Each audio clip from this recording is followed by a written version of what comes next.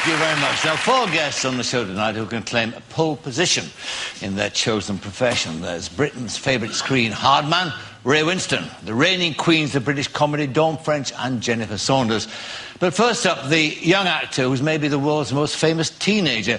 He's known to millions as Harry Potter, the hero of the highest-earning film series of all time. His latest part takes us as far as can be imagined from the world of make-believe to a true story about the horrors of the Great War.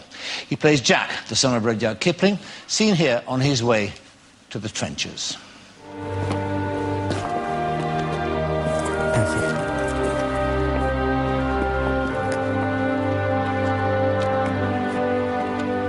Good luck. Bye, Dado.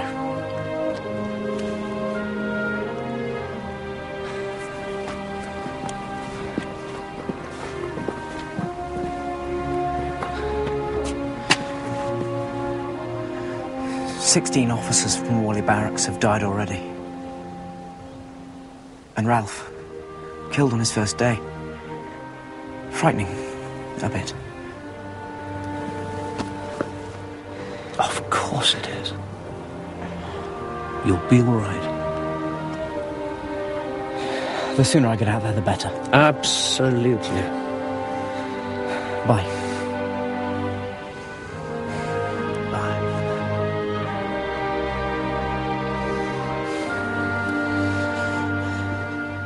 Welcome, please, Daniel Radcliffe.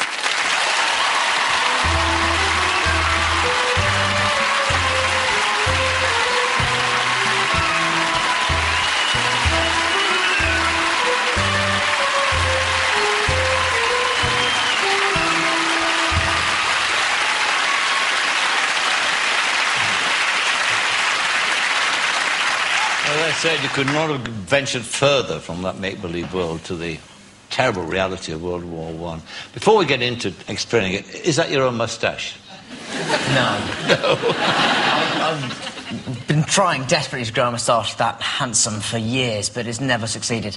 No, it wasn't. It was stuck on, and it just looked, by the time we got to the end of the trenches, it just looked like a drowned rat. But of course, I mean, the boys in those days did grow tashes. I mean, it was part of the officer's equipment in a sense. And you have to remind yourself all the time that these were children. These were 18, 17-year-old boys, you know.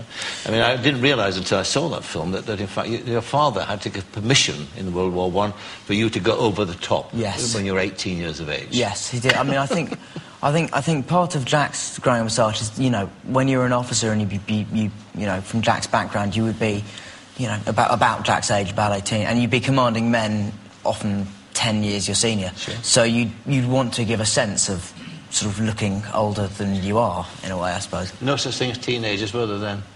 Well, I mean, I think it was, you were in school and then you were an adult. And there was not really the concept of we have today of being a teenager didn't really exist to the same extent then. Let's talk about the story, the true story. Rudyard Kipling, an amazing man, a brilliant writer, a celebrity in his day. I mean, a hugely influential man. He was sort of the first global celebrity in a way, because he was famous the world over. He sort of started that.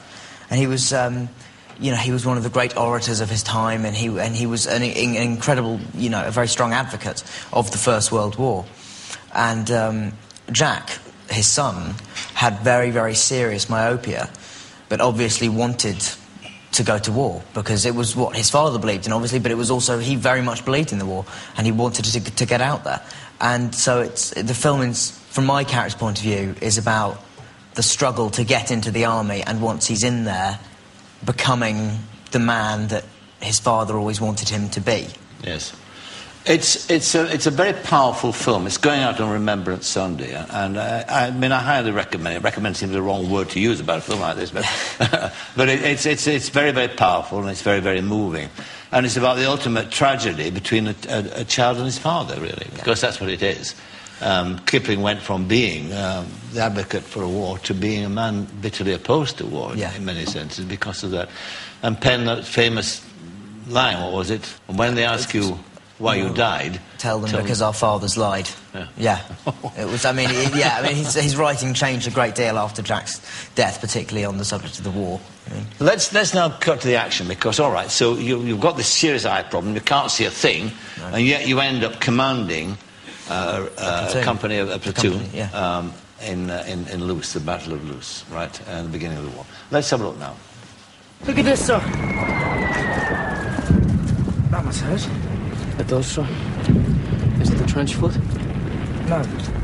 No, the foot's a good colour. Did you powder me, Doyle? Fuck off. Bring it here.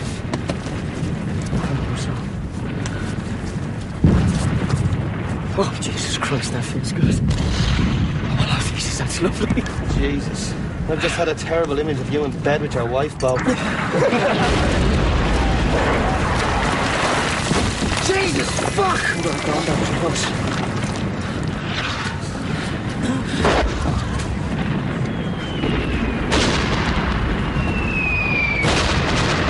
Any sign of Jerry? No, sir. Your feet are important to me, Bo. I want them fit to dance a victory jig in the German trenches.